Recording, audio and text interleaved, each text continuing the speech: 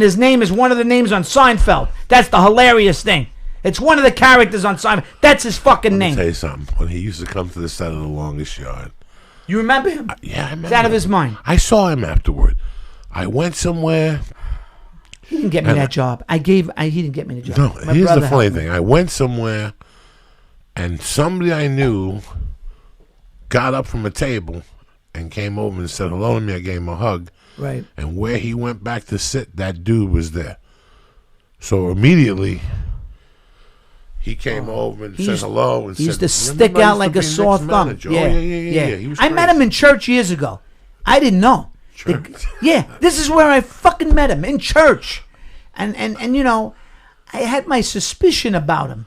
But I was always like, always like street guys. I had this stupid way about me. Like, I was established with UTA, with legitimate fucking people. Not Johnny Gumbach with bulging eyes. Who are their other clients? Who, him? Yeah, I was his biggest client.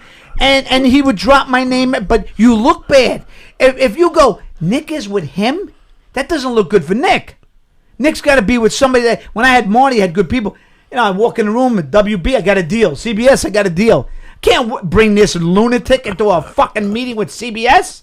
They're going to go, why are you with this man? I got to put a cork in his mouth.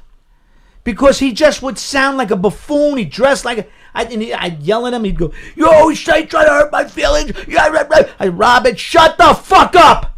Shut up. When you go in the room, act the part. Play your part. Don't open your mouth. Don't get in my way. It's not about you. I'm here. I was a good pitcher back then. I knew how to fucking pitch. And then a maniac like this could fuck me up. Look at him. He's going through changes. All right. I don't think I want to be a manager anymore. Why not? Let me tell you, that guy, my hair rises. You see it, I see it. You see, when I see it, you know it. Yes. You know it right off the bat. I should have known better. Everybody in my life told me, why are you with him? But he was a hustler. And he would, and I was, at the time I got like, I'm not getting the attention, this, that, but you don't opt that way. You don't go from the major leagues to like some fucking, international bullshit league playing with this guy. Because he looked bad, so I figured, let me give him a chance. And then I started going to other agents, but he was just a disaster, this guy. To have him, represent you, it just looked bad for you. Sounds like Bill Murray. And what about Bob? He just kept following you even after he didn't. You had to see his eyeballs. You had to see the eyeballs. You had to see his eyes. The fucking eyes. You could tell he's bugged out. He is fucking bugged out. And I don't know if he was doing drugs. I don't know. I couldn't figure out if he was doing drugs. He still calls me, hey buddy, and I'm like, oh my god, because so he had to pay restitution. Yeah, he paid restitution. He's in Vegas now. What's he doing in Vegas? I don't know what the fuck he does. God bless him. I don't wish him any harm. He's not not a bad guy. Those guys just keep going. Those guys. I was one of those guys, so I know exactly how. But I always, mentality. I always liked. I had an attraction to street guys. This, that. I always liked lunatics, but this is business. You can't have a lunatic on your team when you try. If you're a little wild in the room, that's different. You're artistic. You're creative. They understand that. But you have your business guy who's a wackadoo that don't look good. You're like, well, why is he? That doesn't fit. Why are they together? And I used to get some weird, I used to try to cover it up and play it off like, he's okay. He hustles. He's not a bad guy. He means well, Right, and I'd say, take him on the side. Just low key. Don't say nothing. Don't open. But it's the eyeballs that really got people. Yeah, no, he freaked people out. The body language. He's a character that if I ever write that character, into something fantastic. Nick, let me tell you something about fantastic. Way before Lee, it had to be. It's 2017. This had to be 2002. I was stuck, Lee.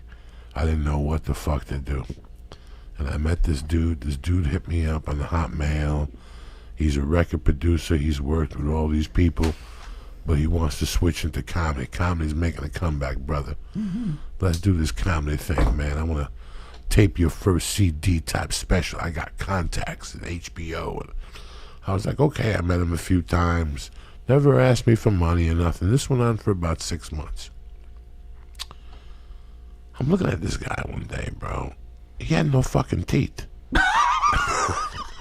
Holy shit. He had like cracked teeth. How many days did it take you to realize that? I don't want to look at people, man. I would look at his eyes. You know what I'm saying? I wouldn't really look at his fucking mouth. He had all rotten fucking teeth, and he's telling me that he was a record producer. But now I'm thinking, I'm like, oh boy, I made a mistake. All right. He gets me a spot. There used to be a club downtown. I don't know what happened to it. They moved like 10 times. They were just fucking thieves, these people. I did a show down there one night. I did Tom Likas. Yeah, you Tom know what, Likas. man? At the time, nobody knew who Joe Diaz was. Nobody knew who I was. But there was 40, 50 people there. This guy comes over at the end of the night, gives me like $35. I go, are you fucking kidding me? That's when I can get into the fight with Ernie G. It was just a horrible fucking night. Yeah.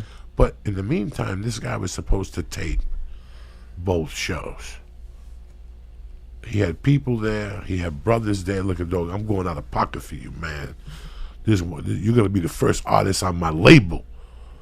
And he had wires and microphones. A week went by. 2 weeks went by. He finally called me back.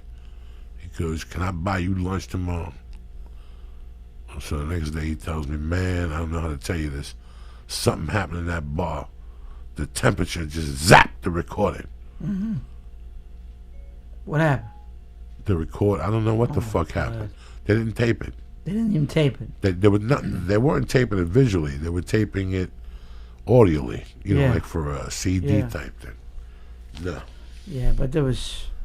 Listen, you know, and I should have known. I mean, you know, I don't know what happened to me. I was at the time. I think I was a little frustrated. A couple of pilots that almost got on the air.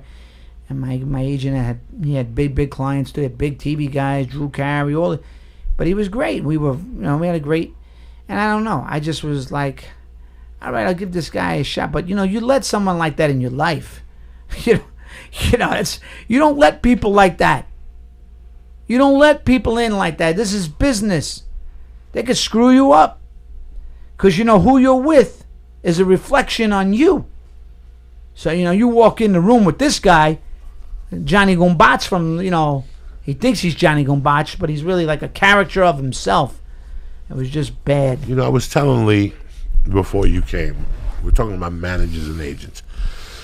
And I was telling Lee about when I first moved here, I had a manager.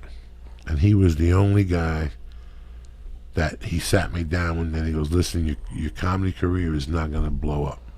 He goes, "I can't sell you except to 3 people in this town like you." And one of them was Mitzi Shaw.